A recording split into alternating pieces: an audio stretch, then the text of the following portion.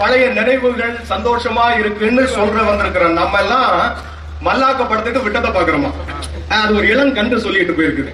இளங்கன்று அதுல வேற ஒண்ணு சொன்னாங்க பாருங்க, அவங்க எல்லாம் இளைஞர் படையம் அப்படின்னா நாங்க வயசானவங்களாம். எனக்கு அவங்களாவது கல்லூரி மாணவி, இன்னும் 2 பேர் இருக்காங்க பாருங்க இளைஞரணி. அவங்க பக்கத்துல இருக்கிற கவிதா ஜவஹர் மேடம் 10ஆப்பு படிக்கிறாங்க, இளைஞர் படை.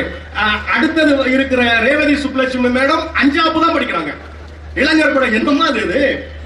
ஏதோ நீங்க ஏதோ நாங்க வயசானவங்க மாதிரியும் நீங்க யூத் மாதிரியும் தான் பேசுறீங்க. நடுவர் அவர்களே, மகிழ்ச்சிங்கிறது பாவம் கல்லூரி காலேஜ்ல தூங்கிட்டு வந்திருக்காங்கன்னு நினைக்கிறேன். என்ன பேச்சு? மகிழ்ச்சிங்கிறது என்ன தெரியுமா? அதாவது மத்தவங்க முன்னாடி சிரிக்கிறது இல்ல, தனிமையில இருக்கும் போது அழாம இருந்தோம்னா அதுதாங்க மகிழ்ச்சி. வாழ்க்கையில எவ்வளவு கஷ்டத்துல இருக்கிறவனா இருந்தாலும் சரி, நாள் முழுக்க கஷ்டப்படுறவனா இருந்தாலும் சரி, ஏதோ ஒரு சந்தர்ப்பத்துல ஏதோ ஒரு சூழல்ல யாரோடையோ பழகின ஒரு இனிமையான நினைவு மனசுக்குள்ள இருக்கும் பாருங்க, அதை நினைச்சு நினைச்சு சந்தோஷப்படுவான் பாருங்க. அந்த சந்தோஷம் இருக்குல்ல, அவன் வாழ்க்கைய மலர செய்யும். அதனால தான் அதுக்கு மலரும் நினைவுகள்னு பேரு. அந்த நினைவுகளே மலர வைக்கணும்னா எதிர்காலத்துக்கு சேமிக்கிறாங்களாம். இன்சூரன்ஸ்ல நகை சேமிப்பு திட்டம் சேமிக்காதீங்க, கொண்டு போயிடுறான், மொத்தமா அள்ளிட்டு போயிடுறான். அதே அந்த அவங்க கொடுத்து எதிர்காலம் நல்லா இருக்கணும்னு கொடுக்கறதுக்கு பதிலா அந்த காசை வச்சு அந்த நேரம் சந்தோஷமா இருந்திருந்தா நம்ம சாப்பிட்ட திருப்தி இருக்கும். இது அவன் சாப்பிட்டுட்டு போயிடுறான். அதான் நடக்குது. நடுவர் அவர்களே, எங்கேயோ 1-2 பேர் அப்படி செய்யறான். அப்ப எதிர்கால கனவுகள்ல சிக்கல் இருக்குன்னு அவங்களே ஒத்துக்கிறாங்க. நீங்க அவங்களே சொன்னாங்க எதிர்கால கனவுங்கிறது கற்பனை, ஒத்துக்கிட்டாங்கல்ல. நாங்க என்ன சொல்றோம்? நேற்றைய நினைவுகள் என்பது நிஜம். அந்த நிஜத்தை நாம நினைக்கிற போது எவ்வளவு சந்தோஷம் இருக்கு. புத்தகம்ங்கிறது எழுத்தாளருடைய கனவுன்னு நீங்க சொல்லிங்களே. புத்தகத்தை பார்க்கும் போதெல்லாம், சங்க இலக்கியத்தை பார்க்கும் போதெல்லாம் தமிழனுடைய பழமையும் பெருமையும் நமக்கு ஞாபகத்துக்கு வருதுங்க. பழமை புத்தகத்தை பார்க்கும் போது பாரதியினுடைய ஆன்மாவோடு நாம பேசுகிறோம், பாரதிதாசனோடு பேசுகிறோம், ஜெயகாந்தனோடு பேசுகிறோம். அப்படின்னா நேற்றைய அவனுடைய அந்த நினைவுகளின் தொகுப்பு தான் புத்தகம். அது கனவுங்கிறது இல்ல. நீங்க சமீபத்துல பொன்னியின் செல்வன் சினிமா வந்துச்சு, எல்லாரும் போய் பார்த்தல. அதை பார்க்கும்போது நீங்க கல்லூரி மாணவர்கள் எல்லாம் என்ன பண்ணாங்க தெரியுமா? படத்துக்கு போறதுக்கு முன்னாடியே அந்த புத்தகத்தை வாங்கி படிச்சாங்க, படிச்சுட்டு தியேட்டருக்கு போனாங்க. போயிட்டு வரும்போது ஐஸ்வர்யா ராயாவா பார்த்தோம், நந்தினியா பார்த்தோம், திரிஷாவா பார்க்கல, குந்தாயா பார்த்தோம். இப்படி பொன்னியின் செல்வனா ஜெயம், இப்படி ஒவ்வொருத்தரையும் அந்த கேரக்டரா பார்க்கும் போது என் தமிழன் அவ்வளவு பழமையும் பெருமையும் மிக்கவனா வாழ்ந்திருக்கான்னு நினைக்கும் போது சந்தோஷமா இருக்கு. அதை சொல்லியாச்சுன்னா நீங்க இந்த வந்து மல்லாக்கப்படுத்திட்டு நாங்க விட்டதை பாக்குறோமா? என்ன பேசுங்க நடுவர் அவர்களே. இந்த கனவுகளை பத்தி நாம யோசிக்கும் போது என்ன ஆகும் தெரியுமா? எதிர்காலத்துல அப்படி பண்ணணும், இப்படி பண்ணணும். இப்ப இவங்க இருக்காங்க, சமிதா இருக்காங்க, ஏதாவது ஒரு பெரிய வேலைக்கு போகணும், அவங்க ஐஏஎஸ் ஆகணும். அவங்க கனவு தானே, அக்ரிகல்ச்சர் படிச்சாச்சுன்னா டைரக்டா ஐஏஎஸ் ஆகிடலாம். அப்ப பாருங்க, அந்த கனவுகளை துறக்கும் போது மனசுல ஒரு பதட்டம் இருக்கும். ஐயோ தோத்துறக்கூடாதுங்கிற ஒரு பயம் இருக்கும், ஒரு படபடப்பு இருக்கும். எக்ஸாமுக்கு தயாராகும் போது சந்தோஷமாவா இருப்பீங்க, படிக்காதவன் சந்தோஷமா இருப்பான். படிச்சவன் எப்படியா ஜெயிக்கணும்னு நினைக்கிறவன் ஒரு படபடப்பும் எதிர்பார்ப்பும் இருக்கு. அங்க சந்தோஷம் இருக்காது. ஜெயித்த பிறகு அதை நினைச்சு பாக்குற பாருங்க, அப்ப ஒரு சந்தோஷம் வரும். நீங்க மதுரையில இந்த நான்மாட கூடல்ல புத்தக கண்காட்சியில ஐயா பத்மஸ்ரீ தமிழறிஞர் தலைமையில சமிதா பேசியிருக்காங்க. எனக்கு 40 வயதில் கிடைத்த வாய்ப்பு என் சகோதரிக்கு 20 வயசுல கிடைச்சிருக்கு. அந்த பெருமைங்க ஒரு 10 வருஷத்துக்கு அப்புறம் அந்த மேடையில பேசிக்கிட்டு இருக்கும் போது இந்த 2023ல ஐயா தலைமையில நான் பேசினேன், எல்லாரும் கை தட்டினாங்கன்னு நினைச்சு பார்க்கும் போது ஒரு மகிழ்ச்சி வருதுல்ல, அந்த சந்தோஷம் இருக்கு. வராதுங்க. பாலிய காலத்துல ஒண்ணு தெரியுமா? நம்ம குழந்தையா நினைக்கும் போது யோசிப்போம், அப்பா மாதிரி வெட்டி கட்டணும், பெரிய ஆள் ஆகணும்னு நினைப்போம். பெரிய ஆளா வளர்ந்த பிறகு நினைப்போம், ஐயோ நம்ம குழந்தையாவே இருந்திருக்கலாமே. அந்த குழந்தை பருவத்துல நம்ம சந்தோஷம்ங்கிறது இருக்கு. நீங்க அம்மா மடியில படுத்துட்டு அப்படியே அம்மா ஊட்டி விடுற அந்த பழைய சோறையும் குழம்பையும் சேர்ந்த அதை தேவாமிர்தமா சாப்பிட்ட பாருங்க, சந்தோஷம். அதுக்கு இணையா இப்ப இருக்குமா? நீங்க எவ்வளவுதான் கனவு கண்டாலும் இருக்காங்க. நான் எல்லாம் எங்க அம்மா மடியில படுத்துட்டு கேட்டேன், ஏமா நான் குழந்தையா நான் பிறந்து உன் மடியில தவழும் போது நீ என்னமா நினைச்சான்னு. கொழுகொழுன்னு இருந்தாடா. அப்படி ஊரார் கண்ணெல்லாம் உன் மேலதான் தினமும் நான் சுத்தி போடுவேன். ஊர்ல உள்ள பொம்பளைகள் எல்லாம் உன்னை தூக்கிட்டு போயிருவான். அவ்வளவு எல்லாரும் விரும்பி தூக்கிட்டு போற அளவுக்கு நீ ஆசையா அவ்வளவு அழகா இருந்தா, அவனே நீ பத்திரமா இருந்துக்க, ஊரார் கண்பற்றோன்னு எங்க அம்மா சொன்னது இன்னும் என் மனசுல இருக்கு. நமக்கு ஒரு சந்தோஷம். இப்ப வயசாயிடுச்சு, வயசாகும் போது எங்க அம்மா இளமையில நான் அழகனா இருந்தேன்னு சொன்னதை மனசுக்குள்ள நினைக்கும் போது ஒரு மகிழ்ச்சி வருது பாருங்க. அந்த மகிழ்ச்சிக்கு இணையா வேற எதுவுமே இல்லைங்க.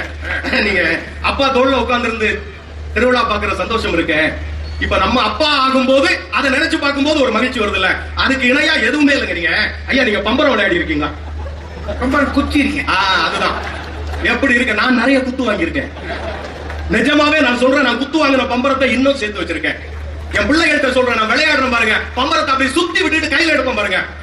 இப்ப வயசாயிடுச்சுன்னு என் பிள்ளை சொல்லும் போது நான் விடுறேன்னு பழைய ஞாபகத்தோட அதை அப்படி சுத்தும் போது, ஆஹா அப்ப நீயும் திறமையானவன் தானோ அப்படின்னு பிள்ளைகள் நம்புது. அந்த ஒரு சந்தோஷம். நீங்க கோழி குண்டுல அடி வாங்கியிருக்கீங்களா? கோழி குண்டு விளையாடி இருக்கீங்களா? கோழி விளையாடுறது விளையாடி இருக்கேன்.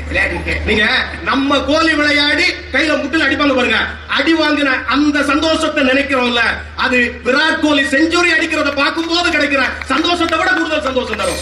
அந்த நீங்க மாணவ பருவத்தில் நம்ம எவ்வளவு இருக்கு, எவ்வளவு சந்தோஷம் இருக்கு. ஐயா சொன்னாங்க சினிமாக்கு போன கதையெல்லாம்.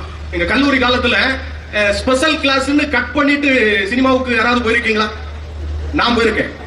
இந்த சூப்பர் ஸ்டாரோட தளபதி சினிமா வந்த நேரம் நான் ஸ்பெஷல் கிளாஸ் இருக்குன்னு காலேஜ் அப்பாட்ட போய் சொல்லிட்டு தேட்டருக்கு போயிட்டேன். தேட்டருக்கு போற சூப்பர் ஸ்டார் படம் வந்தா இப்பவே ஆடுறாங்க. அப்ப எப்படி ஆடுவோம்? அந்த ராக்கம்மா கைய தட்டுன்னு ஒரு பாட்டு உண்டு, ஜாங்கு ஜக்கு ஜகக்கு ஜக்கான்னு இருக்குல்ல, நாங்க எங்க ஃப்ரெண்ட்ஸோட சேர்ந்து ஆடணும். ஏங்க அந்த ஜாங்கு ஜக்கு அது சந்தோஷம்னு அர்த்தம். ஜாங்கு ஜக்கு ஜகக்கு ஜக்கான்னா எல்லாரும் சேர்ந்து என்னோட ஆடுன்னு தலைவர் சொன்னார், நாங்க ஆடணும். அப்படி ஆடினேன். முன்னாடி இருந்து ஒருத்தர் அங்க யாரா ஆடுறதுன்னு திரும்பி பார்த்தாரு. எங்க அப்பா. அப்பாடான்னு உட்கார்ந்துட்டேன். நான் என்ன நினைச்சேன், அவர் என்ன பார்க்கலன்னு நினைச்சேன். படப்படா சினிமா முடிஞ்ச உடனே நான் வேக வேகமா போறேன். பின்னாடி இருந்து ஓடி வந்து என் தோல்ல கை போட்டாரு. எங்க அப்பா தோல்ல கை போட்டாரு. தோல்ல கை போட்டுட்டு சொன்னாரு, இது உங்க அம்மாட்ட சொல்லிடாத. அவரை சொல்லாம தான் வந்திருக்காரு. இது இந்த நினைவு நடந்தது 2 வருஷத்துக்கு முன்னாடி 1991. இப்ப எங்க அப்பா கிட்டத்தட்ட 90கள்ல இருக்கிறார். நினைவுகள் கொஞ்சம் தப்பிடுச்சு. 2 நாளைக்கு முன்னாடி எங்க அப்பாட்ட பேசும்போது, அப்பா நம்ம தியேட்டர்ல தளபதி அந்த சினிமா பார்த்து நான் ஆடுறத நீங்க பார்த்து அம்மாட்ட சொல்லாதேன்னு சொன்னீங்களே, அதை சொன்னீங்களான்னு. இது வரைக்கும் சொன்னல. அவர் நினைவுகள் தப்புகிற நேரத்திலும் அந்த நினைவு ஞாபகத்தில் இருக்கு பாருங்க. அந்த மகிழ்ச்சி அதை கொண்டு வரணுங்கிறது. காலேஜ் படிக்கும் போது தேர்வு, ஐயா ஒரு விஷயத்தோட நிறைவு பண்றேன். எக்ஸாமினேஷன் எழுதும்போது நான் இங்கிலீஷ் லிட்டரேச்சர் படிச்சவன். ஷேக்ஸ்பியர் ஒரு பேப்பர், மில்டன் ஒரு பேப்பர். நான் ஷேக்ஸ்பியர் படிக்கிறதுக்கு பதிலா மில்டனை படிச்சுட்டு போயிட்டேன். கொஸ்டினை பார்த்தா ஐயோ படிக்கலையேன்னு தோணுச்சு. அப்போ வந்துச்சு பாருங்க ஒரு கற்பனை, தேங்கப்பா நான் தான் ஷேக்ஸ்பியர் எழுதுனேன்னு அம்பிட்டு எழுதுனேன். அது வரைக்கும் அவ்வளவு பக்கம் நான் எழுதுனதே இல்ல. எழுதிட்டு படப்படான்னு இருந்தேன். ஏன்னா அதுல ஜெயிச்சாதான் டிகிரி கிடைக்கும், இல்லன்னா சிக்கல் வந்துடும். பயந்துகிட்டே இருந்தா ஐயோ நம்ம மாத்தி எழுதி விட்டோமேன்னு. சத்தியமா சொல்றேன், அந்த செமஸ்டர்ல அந்த பேப்பருக்கு தான் அதிக மார்க்.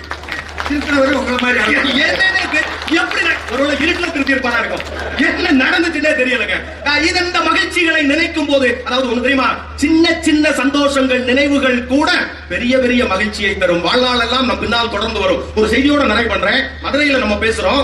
2 வருஷத்துக்கு முன்னாடி பத்மஸ்ரீ விருது வாங்கியவர் மரியாதைக்குரிய மனோகர் தேவதாஸ் என்று சொல்லக்கூடிய ஒரு எழுத்தாளர், ஓவியர். அவர் எத்தனை பேருக்கு அவரை பற்றி தெரியும்னு தெரியலங்க. அவர் 50கள் 60களில் மதுரை எப்படி இருந்து சின்ன பிள்ளையா அவர் இந்த தெருவுக்கள்ல நண்பர்களோட ஓடியாடி விளையாடி இருக்கார். திருப்பரங்குன்ற மலை, அழகர் கோயில், சித்திர வீதி, இந்த காட்சி சின்ன வயசுல அவர் மனசுல பதிஞ்சது. ஓடியாடி விளையாடினது என்னாச்சு தெரியுமா, வயது ஆக ஆக ஆக அவர் கண் பார்வை போயிட்டே இருந்தது. கண் பார்வை போயிட்டே இருந்தது. ஒரு கெமிக்கல் இன்ஜினியரிங் அவர் அந்த வேலை பார்த்துக்கிட்டு இருந்தார். கண் பார்வை போயிட்டே இருந்தது. ஆனா என்ன பண்ணார், என் மதுரையை பற்றிய என் மனதில் இருக்கிற எழுத்தில் பதிய வைக்கணும்னு சொல்லி ஒரு அருமையான நூல் எழுதியிருக்கார், எனது மதுரை நினைவுகள்னு. கண் பார்வை, வலது கண் பார்வை முழுமையா போயிடுச்சு. இடதுகள்ல கொஞ்சம் பார்வை இருக்கு. ஒரு பவர் கிளாஸ் போட்டுட்டு கொஞ்சம் கொஞ்சமா பார்த்து பார்த்து மனதில் தேக்கி வைத்த அந்த நினைவுகளை ஓவியங்களாகவும் எழுத்தாகவும் படித்திருக்கிறார். அற்புதமான நூல். அந்த சித்திரங்கள் பாத்தீங்கன்னா அம்பட்டு நல்லா இருக்குங்க. இப்ப பாருங்க, மொத்தத்தில் கண் பார்வை போயிடுச்சு, புறக்கண் போயிடுச்சுங்க. அகத்தில் இருந்த நினைவுகளின் வழியில் இன்றும் மதுரை அவர் இதயத்தில் வாழ்ந்து கொண்டிருக்கிறது என்றால், ஞாபகங்கள் மழையாகும், ஞாபகங்கள் குடையாகும். நீரின் ஆழத்துக்குள்ள இருக்கிற கூழாங்கல் நம்ம எடுத்து பார்த்தோம்னா குளிர்ச்சியா இருக்கும். அது மாதிரி மனதின் ஆழத்தில் இருக்கிற நினைவுகள் எப்போதும் குளிர்ச்சியாகவும் மகிழ்ச்சியையும். ஐயா எதிரணியில இருந்து ஒரு ஜாங்கு ஜக்கு ஜக்கு ஜக்கு வந்தாரு. எல்லாரும் உட்கார்ந்து வீட்டுல இந்தியா ஜெயிக்கணும்னு கிரிக்கெட் பாத்துக்கிட்டு இருந்தா, இவர் நடு வீட்டுல உட்கார்ந்து கோழி குண்டு விளையாடிட்டு இருந்திருக்கிறார். உடஞ்சு போன பம்பரத்தை எல்லாம் சேர்த்து வச்சு, நான் ஒரு காலத்தில் பம்பரம் எவ்வளவு நன்றாக ஆடினேன் தெரியுமா அப்படின்னு ஆடி காமிச்சிட்டு இருக்கிறார். அவர் இன்னைக்கு ஒரு பள்ளிக்கூடத்துல ஆசிரியரா இருக்கிறார், அதுவும் ஆங்கில ஆசிரியர். நாளைக்கு அவர் பள்ளிக்கூடம் போவார். அந்த பிள்ளைகளுக்கு அதற்கு அடுத்த நாளைக்கு உரிய சிலபஸை தயார் பண்ணிட்டு போவாரா, இல்லை கடந்த கால நினைவுகள் தான் ரொம்ப அழகானது, அதனால் Johnny Johnny yes papa, eating sugar no papa, open your mouth ha ha ஹா அப்படின்னு 12க்கு சொல்லி கொடுத்துட்டு இருப்பாரா? எதிர்கால நினைவு அப்படிங்கிறது ஒரு செகண்ட் நின்னுட்டு வந்துடணுங்க. அதுலயே உட்காந்துட்டோம்னு வைங்களேன், நம்ம அந்த சேற்றுக்குள்ளே மூழ்கி நம்மையே இழந்து விடுவோம். ஒன்னு ஞாபகம் வச்சுக்கோங்க நண்பர்களே, நேற்று நினைவில் இருக்கிற தண்ணீர் ஒருபோதும் உங்கள் தாகத்தை தணிக்காது. நாளை பெய்கிற மழைதான் உங்கள் தாகத்தை தீர்க்கும். சார், நீங்க ஊருக்குள்ள இருக்கிற 198 குடிகாரர்களிடம் போய் கேளுங்கள், ஏன் சார் குடிக்கிறீங்க அப்படின்னா அவங்க சொல்ற ஒரே கதை ஒன்னே ஒண்ணுதான், அவளை மறக்கத்தான். அவளை மறக்கத்தான். அன்பேவா அன்பேவா அன்பேவான்னு கூப்பிட்டா மேடம், அம்போன்னு விட்டுட்டு போயிட்டா. எப்போ? 40 வருஷத்துக்கு முன்னாடி. அந்த அன்பேவா இன்னைக்கு கிளவியா இருக்கும். இன்னும் இவர் உட்காந்து, ஜானு நீ விட்டுட்டு போன இடத்துலயே நான் நிக்கிறேன் அப்படின்னா 96லயே நீங்க நின்ற வேண்டியதான். இன்னும் 2023 என்னைக்கு வர போறீங்க? நேற்று என்கின்ற வட்டத்திற்குள் சிக்கிக் கொண்டீர்கள் என்றால் வெளிவரவே முடியாது. நாளை என்கின்ற திட்டத்திற்குள் நுழையும் போதுதான் வாழ்க்கை மகிழ்ச்சியாகவும் வெற்றிகரமானதாகவும் இருக்கும். இவ்வளவு பேசுறாரு. இதுல எங்க அணியில இருக்கிற எங்க சமிதாவை வேற அவங்களுக்கு சாட்சியா எடுத்துக்கிறார். சமிதா ஒரு பட்டிமன்றத்துல பேசினாங்க, அவங்க கல்லூரிக்கு போனப்ப நானும் போயிருந்தேன். சமிதாவோட சேர்ந்து 6 பேர் அந்த பட்டிமன்றத்துல பேசினாங்க இல்லையா? பேச்சாளர்கள் நாங்க 2 பேர், 8 பேர் பேசணும். அந்த 6 பேச்சாளர்களில் சமிதா மட்டும்தான் இன்னைக்கு தேர்வாகி இங்க வந்திருக்கிறார் என்றால், முந்தின நாள் சமிதா என்ன நினைச்சிருப்பாங்க? நாளைக்கு முதல்ல ஐயா தலைமையில பேச போகிறோம், இது என் வாழ்க்கையின் கனவு, இவ்வளவு பெரிய மனிதரோடு நான் பேசும்போது நல்லா பேசணும், முந்தின நாள் முழுக்க உழைத்திருந்து அந்த கனவு ஜெயிச்சதுனால தான் இன்னைக்கு இங்க வந்து உட்கார்ந்து அவங்க உட்காந்துட்டு அம்மா மடியிலே உட்காந்து நாம் எவ்வளவு அழகாக பழைய சோறும் ஊறுகாயும் சாப்பிட்டோம்னு உட்காந்து நினைச்சுக்கிட்டு இருந்தாங்கன்னா மறுநாள் அந்த பேச்சுல ஜெயிச்சிருக்க முடியுமாங்க? நாளை என்கின்ற சிந்தனை தாங்க வெற்றிக்கும் மகிழ்ச்சிக்கும் அடிப்படையாக இருக்கும் என்பதை தயவு செஞ்சு மறந்துடாதீங்க. இன்னும் தளபதியிலேயே நிக்கிறாரு சார். அதுக்கப்புறம் எத்தனை படம் தலைவர் நடிச்சிட்டாரு? ஜெயிலர் வரைக்கும் வந்து இப்ப அடுத்த படம் தூத்துக்குடியில வந்து ஷூட்டிங் போய்கிட்டு இருக்காரு. அவர் ரசிகர் உங்களுக்கு வந்து மேடையில வேட்டி போட்டுருக்காரு. ரஜினி ரசிகர் மன்றத்துல ஒருத்தர் வந்து ஐயா அப்படின்னு வாழ்த்து சொல்லிட்டு போயிருக்கிறார். நாங்க அவரை பார்த்து அப்டேட் கேட்டுக்கிட்டு இருக்கிறோம். இவர் இன்னும் உட்காந்து அந்த ஜாங்கு ஜக்கு ஜக்கு ஜக்கு இருக்கிறது. அவர் உட்காந்து இந்தாங்க டிஷ்யூ பேப்பர் எடுங்க, மூஞ்ச தொடச்சிட்டு போங்க அப்படின்றாரு. எவ்வளவு வேகமாக உலகம் ஓடிக்கொண்டு இருக்கிறது. 70 வயசுலயும் அவருடைய அழகும் ஸ்டைலும் மாறாமல் இருக்கிறது என்றால் எதிர்காலத்தை நோக்கி அவர் ஓடிக்கிட்டே இருக்கிறார். உங்களை மாதிரி கெட்ட வயசார் இந்த காளி அப்படின்னு அங்கேயே உட்கார்ந்துட்டு இருந்தாருன்னா வாழ்க்கையில முன்னாடி போக முடியாது. இதுல நம்ம டாக்டர் சார் சொல்றாங்க, அன்பேவா எவ்வளவு நல்லா இருந்தது. பழைய படமே அவர் சொன்னது பூரா பாத்தீங்களா, 5 பைசா, 3 பைசா, 7 பைசா, 10 பைசா. அன்னைக்கு எங்களுக்கு அவ்வளவுதான் கிடைச்சிச்சு. ஐயா, எங்களுக்கு 2000 ரூபாயே செல்லாம கிடக்கு. நீங்க நாங்க பார்க்கவே 1000 ரூபாய் செஞ்சிருந்தீங்களா? நம்மள தூக்கி ஜெயில வச்சிருவாங்க.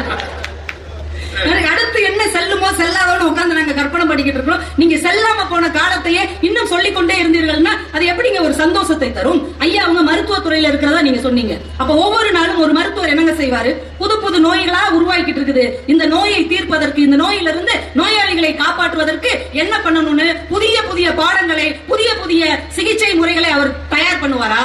இல்லன்னா 50 வருஷத்துக்கு முன்னாடி வந்த அந்த அம்மை கட்டுக்கு உட்கார்ந்து மருந்து பார்த்துட்டு இருப்பாரு? கேட்கணும் இல்லங்க. எவ்வளவு வாழ்க்கை வேகமா ஓடிக்கிட்டு இருக்கு. இன்னும் பழைய காலத்தையே பேசிக்கிட்டு பிள்ளைகள் பிறந்த நாளுக்கு ஒரு படம் கொடுத்துட்டாங்க, மகிழ்ச்சி. ஆனா இவர் மனசுல என்ன இருக்கும்? என் பிள்ளைங்களே இந்த அளவுக்கு எனக்கு ஒரு அழகான ஒரு பரிசு கொடுத்திருக்காங்க, நாளை என் பிள்ளைகளுக்கு பிறந்த நாள் வரும்போது இதை விட சிறந்த பரிசை நான் கொடுத்து எங்க அப்பா கொடுத்த பரிசுன்னு அவங்கள சொல்ல வைப்பேன். அப்படிதானங்க நினைப்போம். அதுதானங்க ஒரு நல்ல தகப்பனுக்கு அழகாக இருக்க முடியும். ஐயா நம்ம பைக்ல போறோம் இல்லையா, பைக்ல போகும்போது ஆரம்ப காலத்துல அதுல அந்த ரிவர்ஸ் மிரர் இருக்காது.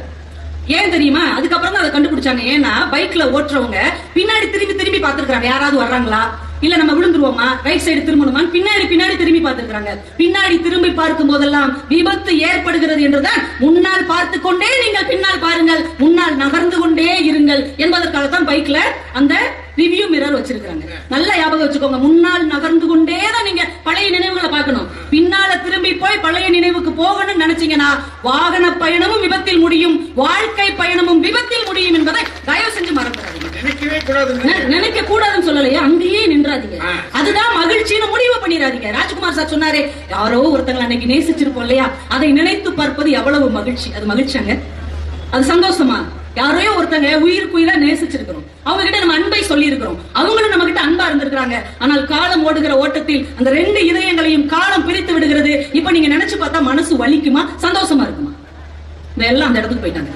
ஆமா, அப்படி இருந்துச்சுல, அது அன்னைக்கு மலர் தான். ஆனா இன்னைக்கு நினைச்சு போகும்போது அந்த வாடிய நினைவுகள் மனசை உறுத்துதா இல்லையா? முத ஒரு பூவை பார்த்து புக்ல வைப்போம், அன்னைக்கு அது அழகா தான் இருக்கும். 1 வருஷம் 2 வருஷம் கழிச்சு அந்த புத்தகத்தை பிரித்து பார்க்கும் போது அந்த மலர் கூட வாடி விடும். மலரும் நினைவுகள் கூட வாடி போன பிறகு பயன்படாது என்பதை தயவு செய்து எதிர்க்கட்சி சகோதரர்கள் புரிந்து கொள்ள வேண்டும். ஐயா, இந்தியாவின் தங்க மங்கைன்னு நம்ம பிடி உஷா அவர்களை சொல்லுவோம். அவங்க 1984 ஆகஸ்ட் 8 லாஸ் ஏஞ்சல்ஸ்ல நடைபெற்ற 400 மீட்டர் தடகள ஒலிம்பிக் ஓட்ட பந்தயத்தில் கலந்துக்கிட்டாங்க. நல்லா ஃபாஸ்டா தான் ஓடிக்கிட்டே இருந்தாங்க. அந்த எல்லை கோட்டுக்கு பக்கத்துல வந்துட்டாங்க.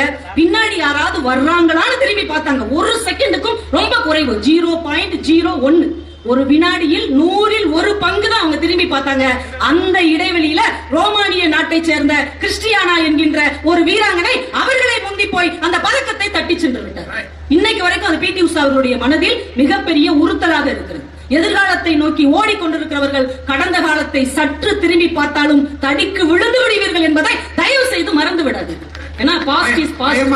ஐயா, அது கொஞ்சம் டேஞ்சரான விஷயம் இல்லையா? கிரேக்க ஞானி அப்படி சொன்னார், இப்படி சொன்னார், இவங்க சொன்னாங்கல்ல.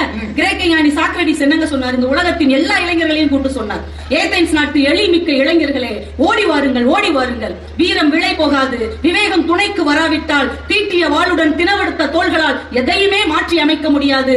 தீரர்களே, சிந்திக்க கற்றுக்கொள்ளுங்கள் என்று சாக்ரடிஸ் சொன்னார். சிந்தனைங்கிறது என்னதுங்க? சிந்தனை என்பது எதிர்காலம் குறித்த கனவுதானே ஒழிய கடந்த காலத்தை உட்கார்ந்து திண்ணையிலே கதை பேசுவது அல்ல. அதைத்தான் கிரேக்க ஞானி கற்றுக் கொடுத்தார். ஐயா, ஒரு ஜென் கதை, ஒரு வரி கதையா. ஒரு குரு தன்னுடைய சீடர்கள்ட்ட கேட்கிறார், மலை உச்சியை அடைவதற்கு எங்கே இருந்து தொடங்க வேண்டும்? ஒரு மலை உச்சியை அடையணுங்க, எங்க இருந்து தொடங்கணும்? இப்ப நீங்களும் நான் என்ன சொல்லுவோம்? அடிவாரத்துல இருந்து தொடங்கணும். ஆனால் அந்த குரு சொல்லுகிறார், மலை உச்சியை அடைய வேண்டும் என்றால் மலை உச்சியிலிருந்து தொடங்க வேண்டும். அதை எப்படி தொடங்க முடியும்? அவர் சொல்லுகிறார், மலை உச்சியை தொட வேண்டும் என்று நீ முடிவு செய்த பிறகு உன்னுடைய எண்ணம், உன்னுடைய சிந்தனை, உன்னுடைய கனவு மலை உச்சிக்கு சென்று விட வேண்டும். அதற்கு பின்னால் உன் உடல் அதை தொடர வேண்டும். அதுதாங்க வெற்றி. ஆல்பர்ட் ஹிச்சாக்னு ஒரு வெளிநாட்டு இயக்குனர் இருக்கார். சைக்கோ, தி பேட்ஸ் அப்படிங்கிற சஸ்பென்ஸ் த்ரில்லர் படமா எடுத்தவர். அவர் மகன்கிட்ட ஒரு நாள் ஒரு பேட்டி எடுத்தாங்க. ஒரு 50 படத்துக்கு மேல உங்க அப்பா எடுத்திருக்கிறார். கிட்டத்தட்ட எல்லாமே வெற்றி படங்கள். எப்படி இப்படி தத்ரூபமா இவ்வளவு பெர்ஃபெக்ட்டா அவரால் எடுக்க முடிஞ்சது? அவர் சிரிச்சுக்கிட்டே சொன்னார், ஒவ்வொரு படமும் எங்க அப்பாவால் 2வது முறை எடுக்கப்பட்டது. என்னமா சொல்ற? ஆமா சார், முதல் தடவையே எங்க அப்பா முழு படத்தையும் தன் மனதுக்குள் முழுமையாக நடித்து முடித்து விடுவார். 2வது தான் அவர் ஷூட்டிங் போய் எடுப்பார். அப்ப இந்த படம் எப்படி வர வேண்டும் என்பதை ஒரு கலைஞர், ஒரு இயக்குனர், ஒரு கவிஞன் தன் மனசுக்குள்ள முழுமையா எழுதி முடிச்சிடறான். அதுக்கப்புறம் தான் அவன் ஷூட்டிங் ஸ்பாட்டுக்கு போறான். அதனாலதான் அது வெற்றி என்கின்ற திரைப்படமாக நம் முன்னால் இருக்கிறது. ஐயா, இன்னைக்கு எடிசன் அவர்களுடைய நினைவு தினம். Thomas Alva Edison. இந்த உலகமே இரவு என்பது இருட்டாக தான் இருக்க வேண்டும் என்று இயற்கையே நிர்ணயித்தது, இறைவனே நிர்ணயித்தது. ஆனால் ஒருவன் மட்டும் விழித்துக் கொண்டு நாளையை பற்றி கனவு கண்டான். இந்த இரவு என்பதை இருட்டாக இருக்க நான் விட மாட்டேன், அதை வெளிச்சமாக மாற்றியே தீர்வேன் என்று கனவு கண்டான். அந்த கனவுதான் இந்த இருட்டிலும் நாம் எவ்வளவு வெளிச்சமாக உட்கார்ந்து பேசிக் கொண்டிருக்கிறோம். மகாகவி பாரதியை பத்தி நீங்க சொல்லலாம் ஐயா. ஆடுவோமே பள்ளு பாடுவோமே ஆனந்த சுதந்திரம் அடைந்து விட்டோம் என்று சொல்லிவிட்டு அவன் அடிமை இந்தியாவில் இறந்து போனான். அவன் அடிமை இந்தியாவில் இறந்து போனாலும் அவன் கண்ட கனவு நிஜமானதால் தான் இன்றைக்கு நாம் சுதந்திர இந்தியாவில் நின்று பாரதியை பற்றி பேசிக் கொண்டிருக்கிறோம் என்பதை தயவு செய்து மறந்து விடாதீர்கள். நேற்று என்பது முடிந்து போனது, நாளை என்பது விடிய காத்திருப்பது என்று சொல்லி நாளை என்கின்ற கனவுதான் நமக்கு மகிழ்ச்சியையும் வெற்றியையும் கொண்டு வரும் தரும் என்று கூறி வாய்ப்புக்கு நன்றி கூறி விடைபெறுகிறேன். நன்றி. வாழ்க்கை என்பது அடுத்த நொடியில் என்ன நடக்கும் என்று தெரியாத நிலையில் இருக்கிறது. பின்னாடி திருப்பி பார்க்காம வாழ்க்கையை நடத்தவே முடியாது. போன வாரம் வீர முத்துவேல் சார நாங்க பார்த்தோம். சந்திரயான் 3 சந்திரன்ல போய் இறங்குறதுக்கு அவர் தான் காரணம். அவர் நேர்மையா அவர் சொன்னதை நான் உங்களுக்கு சொல்றேன். ஐயா, இது இவ்வளவு அழகா செஞ்சிட்டீங்கன்னா அவர் சொன்னாரு, சந்திரயான் 2 ஃபெயிலியர் ஆகும் போது அதுல என்னென்ன தப்பு பண்ணோம்னு கண்டுபிடிச்சோம், அதனாலதான் சந்திரயான் 3 சரியாக இருந்தது. சந்திரயான் 2 கீழே விழுந்துருச்சு, அப்படியே விட்டுல அதனுடைய தவறுகளை கண்டுபிடித்து அதிலிருந்து பாடம் கற்கணும். நேற்றைய நினைவுகள் என்ன என்றால் பழைய தவறுகளில் இருந்து பாடம் கற்க சொல்லித் தருவதுதான் நேற்றைய நினைவு. நேற்றைய நினைவு இல்லைன்னா அந்த மண்ணில் நன்றி உணர்ச்சியே இருக்காது. ஒருத்தருக்கு நன்றி இருக்காது. எங்க அப்பா சோறு போட்டதை மறந்துட்டோம்னா நன்றி எப்படி இருக்கும்? அப்பா விட்டுட்டு வந்துருவான் பேசுறாரு. நாளை பெய்கிற மழையை விட நேற்று பெய்த மழை எப்படி முக்கியம்? நேற்று பெய்த மழைதாமா குளத்துல இருக்கும். நாளைக்கு பெய்கிற மழை வரும்னு சொல்லுவோம், ஆனா வராது. 6 பேர் பேசினாங்களா ஒரு பட்டிமன்றத்துல. அதுல இந்த சமிதா ராத்திரி எல்லாம் தூங்காமலே உட்கார்ந்துருது. நாளைக்கு ஐயா பட்டிமன்றம் பேச போறேன், ஐயா பட்டிமன்றம் பேச போறேன் கனவெல்லாம் கண்டு. அப்படியெல்லாம் வந்தா மேடைக்கு வந்தா பேச முடியுமா? ஒழுங்கா தூங்கி ஓய்வு எடுத்து வந்தா தான் பேச முடியும். அப்படியெல்லாம் பேசுனதுனாலதானே அவங்களுக்கு வாய்ப்பு கிடைச்சதுன்னு கவிதா ஜவஹர் சொன்னார்.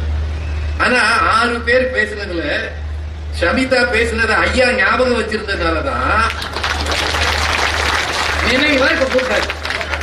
அந்த மேலையோட அவரும் மறந்து படச மறக்கக்கூடாது, ரியர் வியூ மிரரே இருக்கக்கூடாது, அதை மட்டும் கலட்டினீங்கன்னு வைங்க, சும்மாவே உலகத்துல ஆக்சிடென்ட் நடக்குது.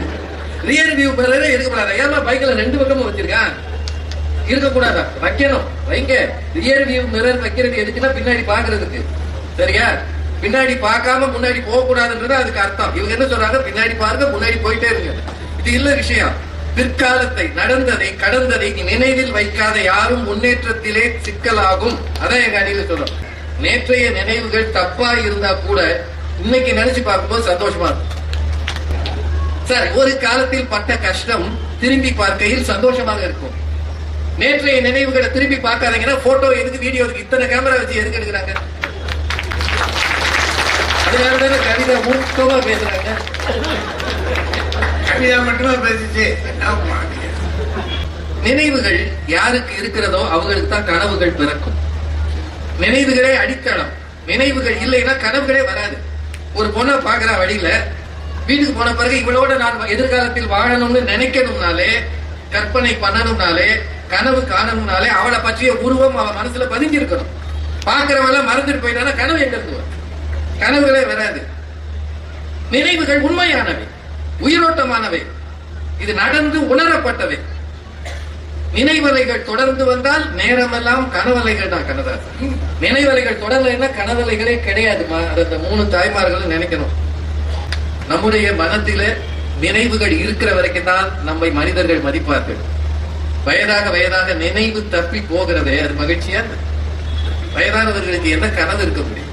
ஐயாவே அதை சொல்றாரு. அதனால வாழ்க்கையில் அந்த நேரத்தில் உட்கார்ந்து மனிதன் அசை போடுவது நினைவுகளை மட்டும்தான். உலகத்துல விலங்குகள் எல்லாம் உணவை அசை போடும், மனிதன் நினைவை அசை போடுவான். அதுதான் அவனுக்கு மகிழ்ச்சி. ரொம்ப தனிமையில் அவன் இருக்கும்போது அவனோடு துணை இருப்பது கடந்த கால நல்ல நினைவுகள் தான். அதில் பிழை இருந்தால் கூட அவன் அதற்காக தன்னை மனதை மாற்றிக் கொள்வான். அதுதான் அவனை பக்குவப்படுத்தும் என்று சொல்லி வாய்ப்புக்கு நன்றி கூறி நிறைவு செய்கிறேன். நடுவர் அவர்களே, வாழ்க்கையில மகிழ்ச்சியை தருவது எதுன்னு கேட்டிருக்கீங்க. எனக்கு முன்னால் வந்து பேசிய எங்கள் அன்பு அண்ணன் அவர்கள் பேசும்போதே ஆல்பர்ட் ஹிட்ச்காக் மாதிரி படம் ஓட்டி காட்டியிருக்காரு.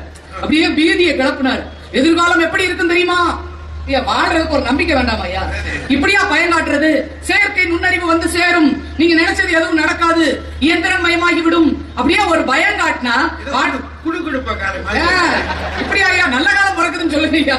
எதிர்காலமே இல்லை, எந்த நம்பிக்கையை கனவு காண்பதுன்னு அண்ணன் இப்படி பேசிட்டு போனா நாங்க எப்படி பயப்படுறது? நடுவர் அவர்களே அடுத்து ஒண்ணு கேட்டாங்க, நாளைக்கு கிரிக்கெட்ல யார் ஜெயிக்க போகிறார்கள் என்று நீங்க சொல்ல முடியுமா அப்படின்னு கேட்டார். என்ன எங்க பக்கத்துல அருள்வாக்கு சொல்லப்படும் போர்டா வச்சிருக்கோம். கற்பனை தான். நாளைக்கு ஜெயிப்போங்கிற கனவு இருந்தா தான் விளையாடவே வர முடியும். போன மேட்ச்ல தோத்துட்டோம், அதே நினைவுல இருந்தா இன்னைக்கு வந்து விளையாட முடியுமா? அப்போ அந்த கனவு என்பதுதான் நமக்கு நம்பிக்கையை கொடுத்து கொண்டிருக்கிறது. அந்த நம்பிக்கை தான் நமக்கு வாழ்க்கையில மகிழ்ச்சியை தருகிறதுன்னு நாங்க சொன்னா ஏன் அப்படி நினைக்கிறீர்கள்? அப்பா 3 பேரும் அப்படி பேசிட்டு போயிருக்காங்க. அதுல நடுவுல ஒருத்தர் உட்கார்ந்துருக்காருல, இந்த சின்ன கவுண்டர், என்ன பம்பரத்தை பத்தி அவர் தான் அடிக்கடி சொல்லிட்டு அதுலயும் தோத்து போனதான் சொன்னாரு. என் பம்பரம் தான் புத்து வாங்குச்சு, என் கோழி வச்சுதான் அடி வாங்கியிருக்கேன், தோத்து போனதெல்லாம் சொல்றது ஒரு மகிழ்ச்சி ஐயா. என்னங்கய்யா இப்படி வந்துட்டு? அதுல மனோகர் தேவதாஸ் ஐயாவை பத்தி அருமையா சொன்னார். அவர் ஏன் அவ்வளவு கஷ்டத்திலையும் அந்த பழைய மதுரையை பற்றிய படங்களையும் செய்தியையும் ஏன் எழுதி வச்சுட்டு போனாரு? எதிர்கால சந்ததி பழைய மதுரையை பற்றி அறிந்து கொள்ள வேண்டும் என்பதற்காகத்தான் அவ்வளவு கஷ்டத்திலையும் அதை ஆவணப்படுத்தி விட்டு சென்றிருக்கிறார் என்றால் எதிர்காலத்தை பற்றிய சிந்தனை என்பதை மறந்து போய்விடக் கூடாது. தளபதியை பத்தி சொன்னார், ரொம்ப அழகா. அவங்க எல்லாம் அப்படி போய் பார்த்தாங்களாம். ஆனா எங்க அணி கவிதா நல்லா சொன்னாங்க, சூப்பர் ஸ்டார் எப்படி எதிர்கால கனவை பத்தி ஓடிக்கிட்டு இருக்காரு. அவர் தானே சொன்னாரு, ஓ விசில கேட்ட உங்க அப்பா விசில கேட்டவன் உன் மகனும் பேரனும் ஆட்டம் போட வைப்பவன் என்று சொன்னாருன்னா அதுதான் எதிர்கால கனவு. எதிர்காலத்திலயும் நான் அதே மாதிரி இருப்பேன்னு சொன்னாதான் நம்ம நிகழ்காலத்துல சந்தோஷமா இருக்க முடியும்.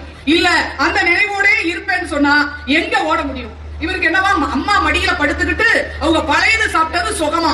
ஐயா சுகர் 245 போகுது, இந்த நேரத்துல போய் நான் பழையது சாப்பிடுவேன், ஊறுகாய் சாப்பிடுவேங்கிற கதையெல்லாம் சொல்லக்கூடாது. நடுவர் அவர்களே, வயசுல வந்து எங்களுக்கு அந்த பக்கத்துல அவங்க 8 படிக்கிறாங்களா, நான் 5 படிக்கிறேன்னா நாங்க இளமை அப்படிங்கிற. இளமை என்பது வயசை பொறுத்ததல்ல, மனசை பொறுத்தது. எதிர்காலத்துல எப்படியெல்லாம் இருக்க வேண்டும் என்று நாங்கள் கனவு கண்டு கொண்டிருக்கிறோம்னா அதுதான் எங்களை இளமையாக வைத்திருக்கிறது என்று நாங்க சொல்ல வரோம். இவர் சின்ன பிள்ளைல அப்படியே கொழு கொழுன்னு அமுல் பேபி மாதிரி அழகா இருப்பாராம். இது நேற்றைய நினைவாயா? இதுக்கு பேர் கற்பெருமை. கற்பெருமையை பத்தி பேர் சொல்லுங்க. அம்மா சொன்னாங்க, அது அம்மா சொன்னது இவர் இங்க எடுத்து சொல்றாரு. அதெல்லாம் கற்பெருமை. அவங்க அவ்வளவு அழகா இருந்தாங்களாம். ரொம்பதான். நடுவர் அவர்களே, நேற்றைய நினைவு என்பதை விட நாளை விடியும் நம்முடைய நிலைமை மாறும் என்ற நம்பிக்கையும் கனவும் தான் நம்மை ஓட வைத்துக் கொண்டிருக்கிறது என்று சொன்னால் நேற்றைய நினைவிலேயே எப்படி நிற்க முடியும்? அழகா சொன்னார், பொன்னியின் செல்வன்ல போய் பார்த்தோம் எல்லாரையும் அப்படின்னு. அதுதாங்க நாளைய கனவுங்கிறது. நம்ம படம் அந்த கதையை படிச்சிருக்கோம். கல்கியினுடைய பொன்னியின் செல்வனை நம்ம படிச்சோம். ஆனா படிக்கும் போது நம்ம கற்பனையில் இருந்த குந்தவை எப்படி இருந்தாங்க, நம்ம கற்பனையில் இருந்த நந்தினி வேற மாதிரி இருந்தது. ஆனா மணிரத்னத்தின் கற்பனை எப்படி இருக்கிறது என்ற அந்த எதிர்கால கனவு எப்படி இருந்தது என்பதை பார்க்கிறதுக்கு தான் எல்லாரும் அந்த படத்தை ஓடி ஓடி போய் பார்த்தோம் என்றால் அது எதிர்கால கனவை பற்றிய ஒரு ஆவணப்படம் இல்லையா? எதுக்கு அந்த பழசையை நீங்க நினைச்சுக்கிட்டு இருக்கீங்க? அதுல நடுவர் அவர்களே, நம்ம வாழ்க்கையில நடக்கிற எல்லாமே எதிர்கால கனவு பற்றி தான் இருக்கும். நம்முடைய அம்மா நம்ம பிறந்த சின்ன பிள்ளைய போட்டு தாளாட்டுறாங்க பாருங்க, அந்த தாளாட்டே என்ன நினைக்கிறீங்க? எதிர்கால கனவு தானே. என் பிள்ளை இந்த நாட்டை அரசாள வந்த மன்னவனோடு பாடுவாங்க.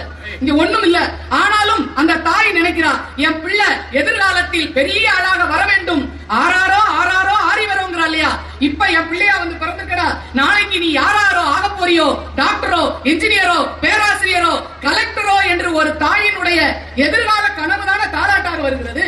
அதைத்தான் நாங்க மகிழ்ச்சியை தருகிறதுன்னு சொல்றோம். அது மட்டும் இல்ல, நம்ம பெரியவங்க ஆசீர்வாதம் இருக்குல்ல, ஒரு நல்ல நாள்ல போய் காலைல விழுந்து கும்பிடும் போது நீங்க எப்படி எங்களை வாழ்த்துறீங்க? 16 செல்வங்களும் பெற்று பெருவாழ் வாழ்க, பேரோடும் புகழோடும் வாழ்க என்று நீங்கள் வாழ்த்துவதே எதிர்கால கனவு தானே. எதிர்காலத்துல நீங்க அப்படியெல்லாம் வர வேண்டும் என்று நினைச்சுதானே வாழ்த்துறீங்க. அப்ப தாயினுடைய தாலாட்டும் எதிர்கால கனவுதான், பெரியவர்களின் வாழ்த்தும் எதிர்கால கனவுதான். இன்னும் நாம் கடவுளின் முன்னால் போய் நின்று பிரார்த்திக்கிறோமே, அந்த வேண்டுதலும் எதிர்காலத்தில் எங்கள் கனவு நனவாக வேண்டும் என்ற அந்த நம்பிக்கையில தானே போய் நின்று கொண்டிருக்கிறோம் என்றால் அந்த மகிழ்ச்சியை தரக்கூடியது எதிர்கால கனவு தானே. நடுவர் அவர்களே, நினைவு, நேற்றைய நினைவு என்பது நடந்து முடிந்தது, அது உண்மை இல்லையா?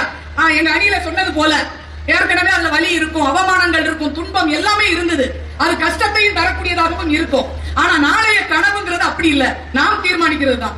இப்படி எல்லாம் வரணும் என்று நாம் கற்பனை பண்ணுவது அது எப்படி நமக்கு துன்பத்தை தரும்? நம்ம பெருசு பெருசா நினைத்து பார்க்கின்ற போது அது நமக்கு மகிழ்ச்சியை தான் தருமே தவிர கவலையை தராது. ஐயா, இவ்வளவு பெரிய புத்தக திருவிழா, இவ்வளவு பெருசு நடக்குது, எதுக்கு இத்தனை எழுத்தாளர்கள் அவ்வளவு புத்தகங்களை எழுதி இருக்கிறார்கள்? எங்களுடைய நேற்றைய நினைவை நாங்கள் எழுதி வைத்திருக்கிறோம். அதை நினைச்சு நினைச்சு நாங்களே பார்த்துட்டு இருக்கோம். எழுதி வச்சிருக்காங்க இல்ல, அது நாளைக்கு எத்தனை இந்த சமுதாயத்துக்கு போய் சேர போகிறது, எந்தெந்த விருதை கொண்டு வந்து சேர்க்கும் என்ற எதிர்கால கனவு தானே அந்த புத்தக திருவிழாவாக நமக்கு மலர்ந்து இருக்கிறது என்று சொன்னால் வாழ்க்கையில் நமக்கு மகிழ்ச்சியை தருவது எதிர்கால கனவாகத்தான் இருக்க முடியும். நம்ம அப்பா படிக்காதவரையா, வீட்டுல படிக்காதவங்க தான் நேற்றைய நினைவே சொல்லிக்கிட்டே இருக்கட்டுமே, நாங்க ஸ்கூல்ல அப்படியெல்லாம் படிச்சோம், இப்படி எல்லாம் படிச்சோம், கஷ்டப்பட்டோம், அதோட 5வது போட படிப்பை முடிச்சுக்கிட்டோம், இதையேவா நம்ம அப்பா சொல்லிக்கிட்டு இருக்காரு? நிறுத்த சொல்லுன்ற நிறுத்த சொல்லுன்னு சொல்றான்ல, அப்பா அதை மட்டுமா சொல்லுவாரு? இல்ல, நான் தான் அப்படி ஆயிட்டேன், நீயாவது நல்லா படித்து பெரிய ஆளா வந்து சமூகத்துல ஒரு அந்தஸ்துள்ள பிள்ளையாக வர வேண்டும் என்று தந்தை தன் பிள்ளையை பற்றி காணுகின்ற எதிர்கால கனவுகளை தான் பிள்ளைகளிடம் சொல்லிக் கொண்டே இருப்பார்களே தவிர, என்னுடைய பழைய நினைவு எப்படி இருந்தது தெரியுமா, நான் பள்ளிக்கூடத்துக்கு கட்டடிச்சுட்டு தளபதி எப்படி பார்த்தேன் தெரியுமா, காசு சேர்த்து வச்சு எப்படி அன்பேவா போனேன் தெரியுமா சொல்ல மாட்டேன் இல்லையா? அந்த பழைய கனவு தேவையில்லை.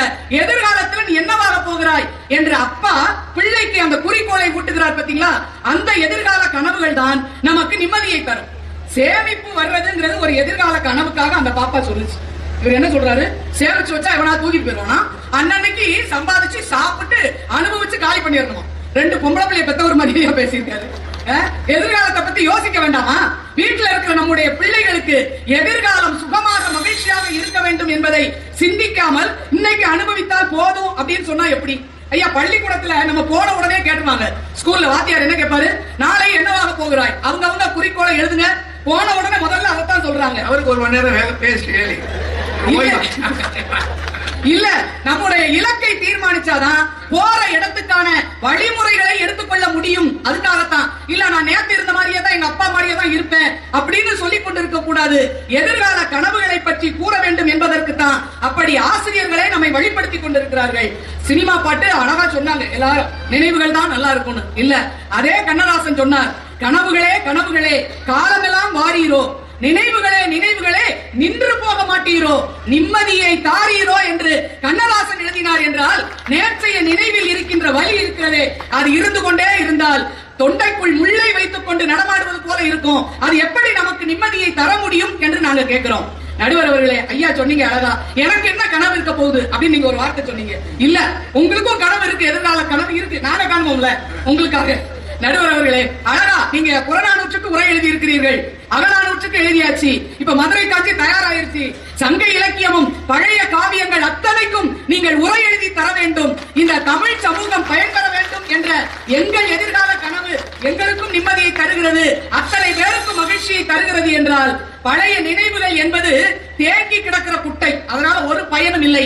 எதிர்கால கனவு என்பதுதான் ஓடிக்கொண்டிருக்கும் நதி, அதுதான் உயிர்ப்போடு இருக்கும். அந்த நம்பிக்கை தான் நம்மை வாழ வைத்துக் கொண்டிருக்கிறது என்று சொல்லி, எதிர்கால கனவுகளே நம்முடைய மகிழ்ச்சிக்கு காரணம் என்று சொல்லி, வாய்ப்புக்கு நன்றி பாராட்டி விடைபெறுகிறேன். நன்றி வணக்கம்.